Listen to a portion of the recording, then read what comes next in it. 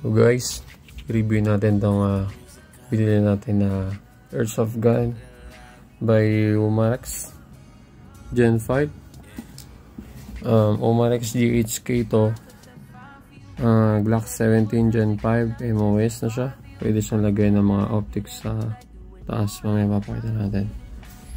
At Cerakote na din siya. Kaya hindi talaga siya nagagasgas. Itong case na to, pinili ko lang to sa Shopee. Then dinikit ko lang. Ito talaga yung original na box nya. Pinagtatanggal ko na yung laman. At ginupit ko yung mga logo o markings. Lagay ko din dyan sa sa antag dito. Case. Ayan. Ito natin yung unit. Ayan. Sa GHK brand ng Umarex, ang kasama niya ay itong unit na to. Saka magazine din ito. Hindi ko na siya sinama din sa sa loob. Teka.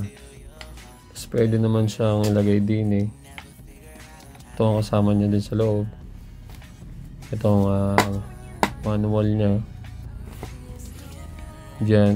Ilagay ko na rin dyan. Saka yung Allen rinse.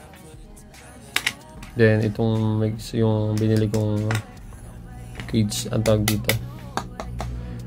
May kasama kaya lang wala sa kasamang brush. Ayan. Sabi natin. Tapos kaya Glock 17 Gen 5 MOS na siya. Ito, pwede siyang lagyan ng mga red dot, optics, holographic sight, mga ganyan. Ito naman yung mga laser. Tapos ito yung mga complete markings ng Umarex. Ayan. Kita lahat yan. Kompleto details yan. GHK. Dito yung serial. Ayan. Kahit sa niya, magazine. Kompleto siya ng markings. Ayan. Dito naman. Ayan. Ito yung gas niya. Slide lang dito yan. Medyo nahihirapan lang ako at ginagamit ko pang camera yung kamay ko. Next time gagawa natin ng review. Kung ano ko sa paggamit nito. Balik na natin muna. Ayan.